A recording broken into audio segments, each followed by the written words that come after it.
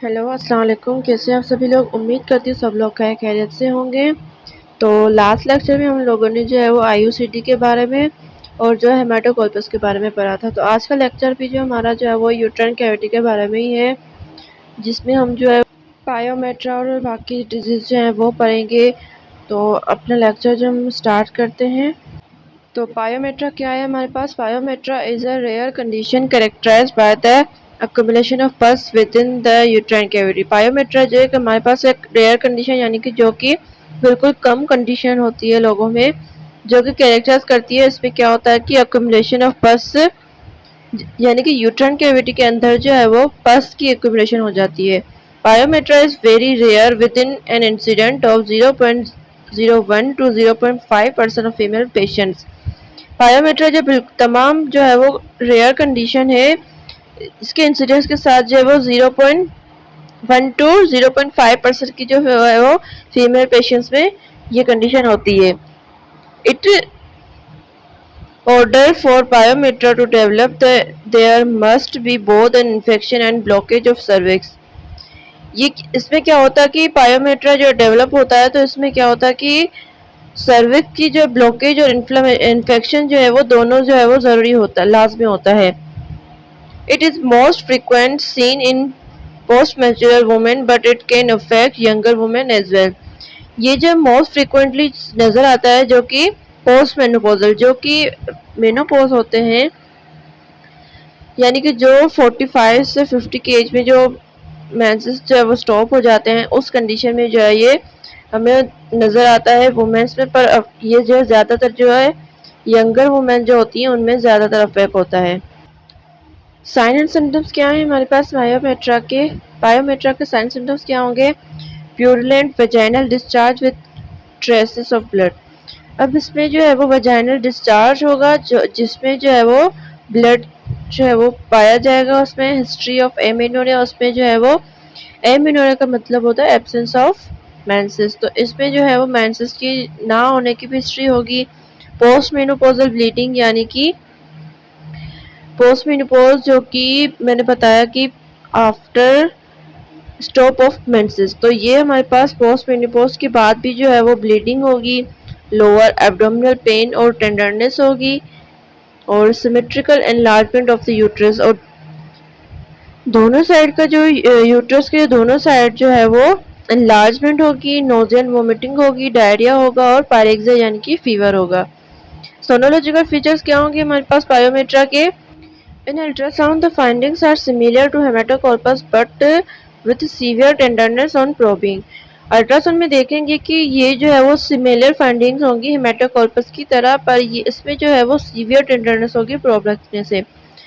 अब हमारे पास आ जाते हैं मोलार प्रेगनेंसी। मोलार प्रेगनेंसी क्या है? An unnecessary pregnancy happens when tissue that normally becomes a foetus instead becomes an abnormal growth in the uterus.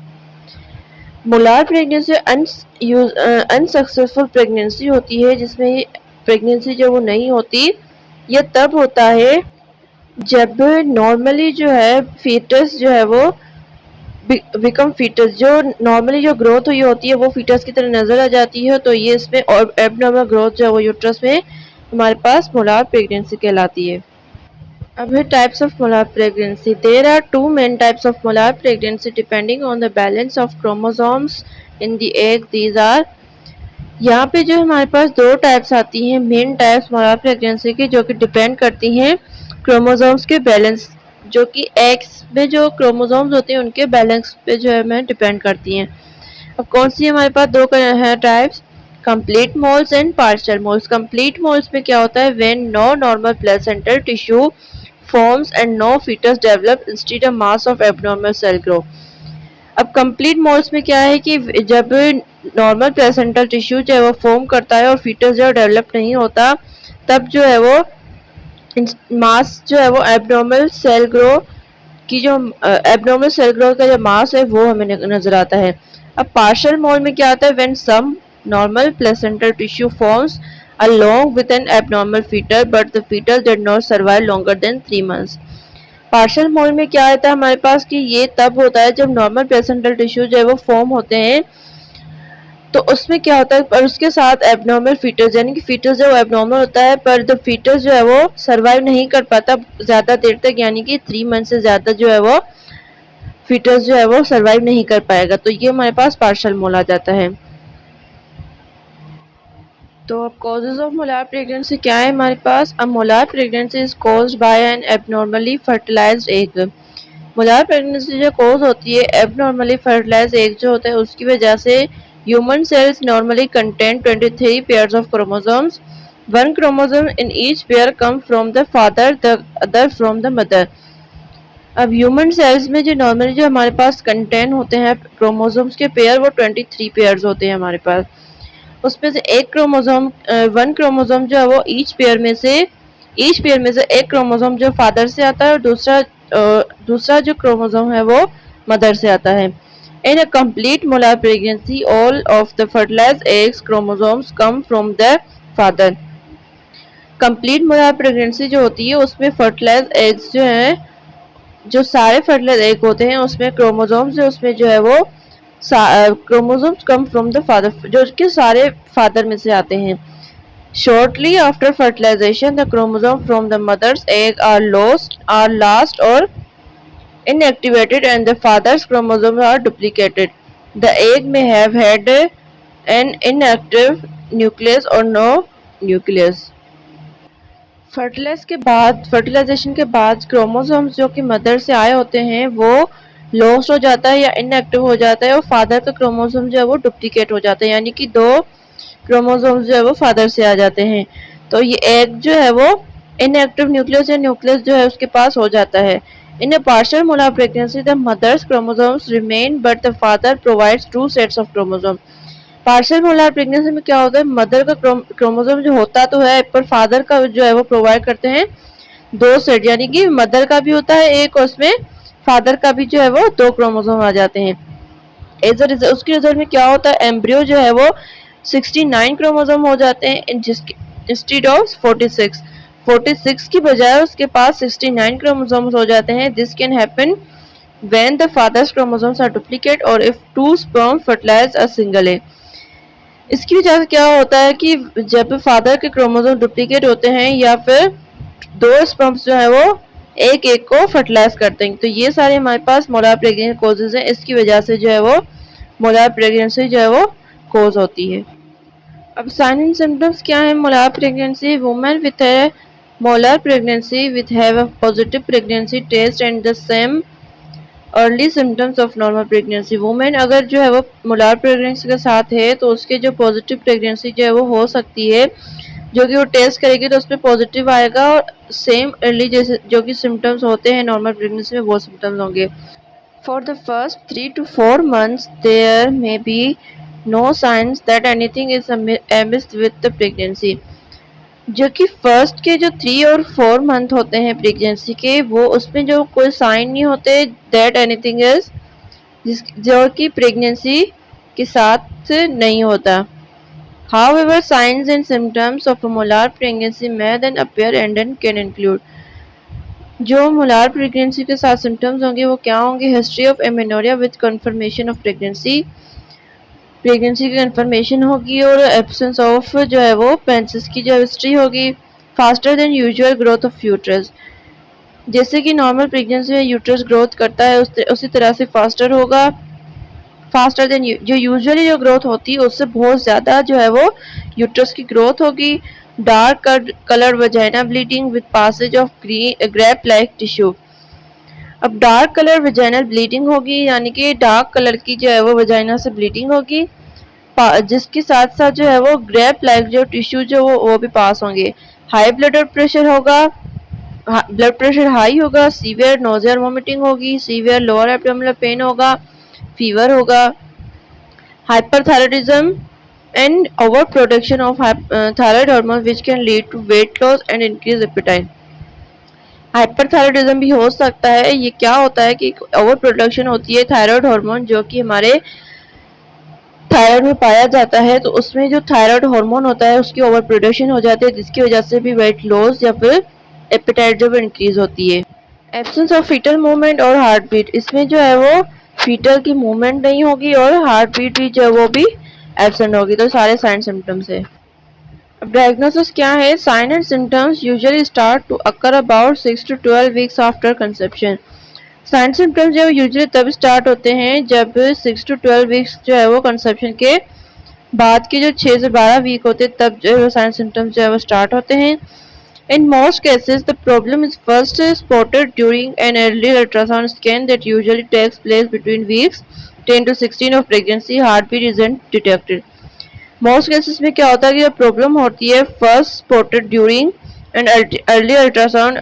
Early ultrasound during ultrasound जो है वो हम स्कैन करते हैं कि जिसमें प्लेस जो 10 से 16 वीक्स जो होते हैं उस प्रेगनेंसी के उसके दरमियान में क्या है कि हमें हार्ट बीट जो है वो डिटेक्ट नहीं होती, तो ये हमारे पास डायग्नोस होती है मोलार प्रेगनेंसी की। Sonological features of molar pregnancy क्या होंगे? In ultrasound we will find an enlarged and bulky uterus. The abdominal cavity will show multiple cystic areas giving the appearance of honeycomb. अब molar pregnancy में क्या देखेंगे हम, किस तरह से अल्ट्रासाउंड में देखेंगे? हमें नजर आएगा enlarged और bulky यूट्रस जो अल्ट्रासाउंड में नजर आएगा, और एंडोमेट्रियल कैविटी जो शो करेगी मल्टीपल सिस्टिक एरियाज जो कि अपीयरेंस दे रही होंगी हनीकॉम्ब। यानी कि हनीकॉम्ब वो उस तरह से जैसे कि स्ट्रॉबेरी में अगर हम देखें कि स्ट्रॉबेरी के ऊपर जैसे वो बीज सीड्स लगे होते हैं, तो इस तरह से जो हनीकॉम्ब की शक्ल जो हमें नजर आएगी अल्ट्रासाउंड में। Ultrasound report of uterus molar pregnancy. Ultrasound report कैसे बनेगी मोलार प्रेगनेंसी की? Ultrasound of the pelvis reveals enlarged and bulky uterus with multiple cystic mass in the uterine cavity giving an appearance of honeycomb. यही same बात हो रही है इसमें, pelvic जो है वो रिवील करेगा enlarged और bulky uterus, multiple cystic mass और uterine cavity जो है वो honeycomb की appearance देगी। Keeping in view the clinical fit, the above findings are suggested for molar pregnancy. सारे क्लिनिकल फैक्ट्स को देखने के बाद जो है वो सजेस्ट करेंगे कि मोलार प्रेगनेंसी या कंसीडर करेंगे फर्दर एवेल्यूएशन के लिए with beta human chronological gonadotropin HCG, जो कि एक प्रेगनेंसी टेस्ट होता है, जो कि एक ब्लड टेस्ट होता है जिसमें हमें सही से जो है वो प्रेगनेंसी का पता चल जाता है, जो कि यूरिन टेस्ट से पता नहीं चलता। हाई लेवल होगा उसमें, तो प्लीज उस पर लिखेंगे फिर please correlate clinically the hormone HCG is produce during pregnancy. Hormone HCG जो है वो ड्यूरिंग प्रेगनेंसी प्रोड्यूस होता है। It is made by cells that form the placenta. ये जो बनता है सेल से बनता है जो कि फॉर्म करता है प्लेसेंटा को, which nourish the egg after it has been fertilized and becomes attached to the uterine wall, जो कि नॉरिश करता है एग को और फर्टिलाइज करता है और अटैच हो जाता है यूरिन वॉल के साथ। यूट्राइन वॉल जो होता है उसके साथ फिर अटैच हो जाता है। तो ये हमारे पास जो है वो अल्ट्रासाउंड की रिपोर्ट बनेगी मोलार प्रेगनेंसी की। अब रिटेन प्लेसेंटा क्या है हमारे पास? Retained placenta is generally defined as a placenta that has no undergone placental explosion within 30 minutes of the baby's birth, where the third stage of labor has been managed actively.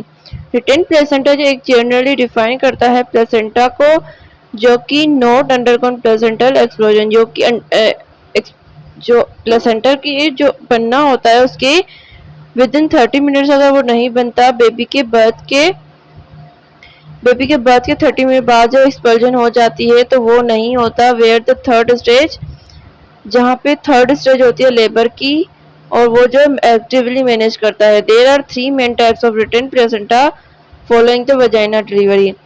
यहाँ पे हमारे पास 3 जो है वो टाइप्स आती है retain placenta की vagina delivery में।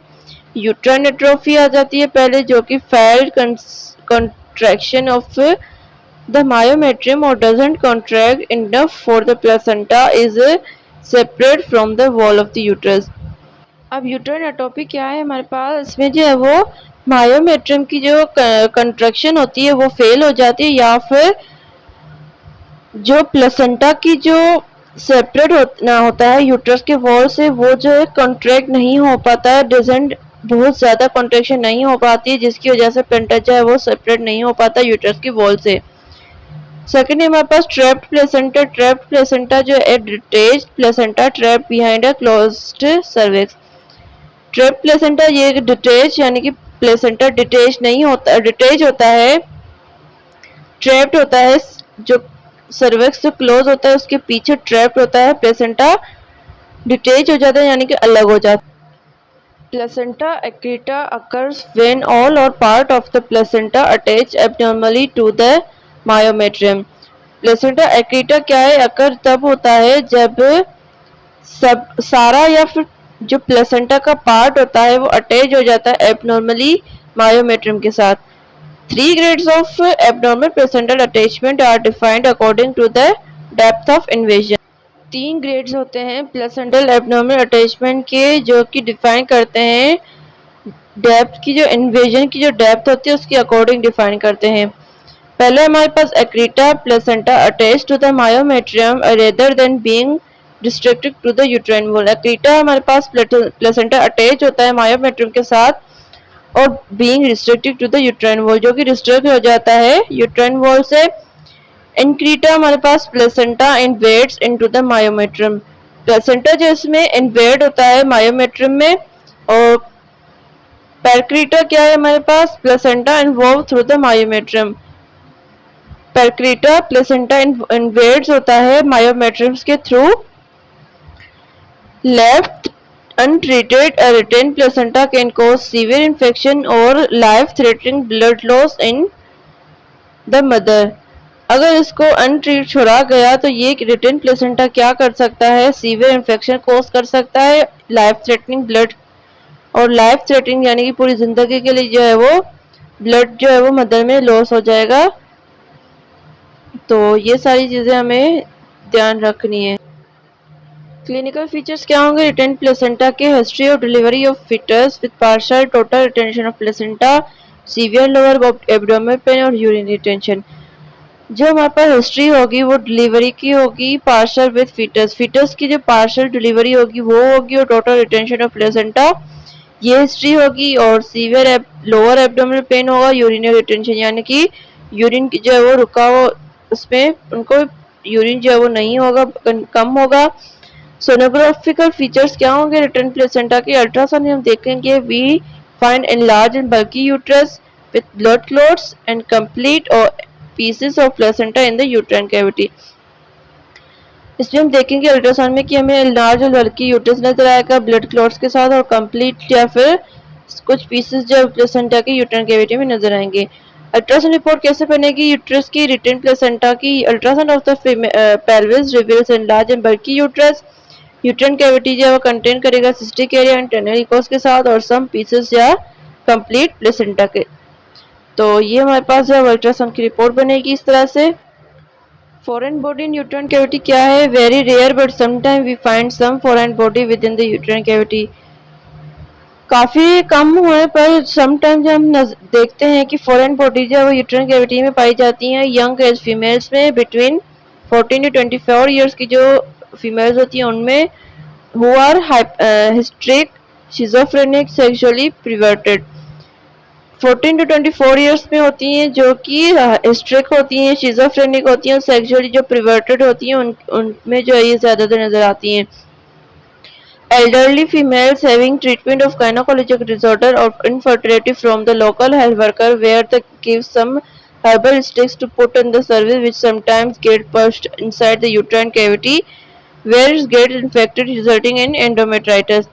Elderly females जो होती हैं वो ट्रीटमेंट करवाती हैं गायनोकोलॉजिकल डिसऑर्डर्स के लिए या फिर इनफर्टिलिटी के लिए, जो कि लोकल हेल्थ वर्कर्स होते हैं, या फिर गिव सम हर्बल हर्ब्स जो देते हैं जो कि पुट करते हैं सर्विक्स में, जो कि समटाइम्स जो है वो पुश्ड हो जाती है इनसाइड यूट्राइन कैविटी में, जो कि इन्फेक्ट कर सकती हैं, रिजल्ट हो जाता है जिसका एंडोमेट्राइटिस का। तो ये इसकी वजह से भी यूट्राइन कैविटी में जो है वो फॉरेन बॉडी हो सकती है। क्लिनिकल फीचर्स क्या होंगे, all the signs and symptoms of endometra, जो एंडोमेट्राइटिस के होंगे सिम्टम्स और साइंस वो सारे इसमें होंगे। अल्ट्रासाउंड रिपोर्ट क्या बनेगी, ultrasound of the uterus reveal hyperechoic cylindrical mass नजर आएंगे जो कि प्रोड्यूस करेंगे पोस्टीरियर शेडोज यूट्राइन कैविटी में। सारे क्लिनिकल फैक्ट्स के देखने के बाद ये हम सजेस्ट करेंगे कि यूट्राइन कैविटी में फॉरेन बॉडी पाई गई है। तो हमारा आज का लेक्चर बस इतना ही, जल्दी मिलूंगी आप लोगों से नेक्स्ट लेक्चर में। अगर आप लोगों को ये लेक्चर पसंद आ रहे हैं तो प्लीज़ वीडियो को लाइक ज़रूर कर दीजिएगा, और अपने दोस्तों के साथ भी शेयर ज़रूर कीजिएगा ताकि उनको भी ये सारी नॉलेज हो सके कोर्स के बारे में। और चैनल को सब्सक्राइब भी ज़रूर कर दीजिएगा। जल्दी मिलूंगी नेक्स्ट लेक्चर में, तब तक के लिए अल्लाह हाफिज़।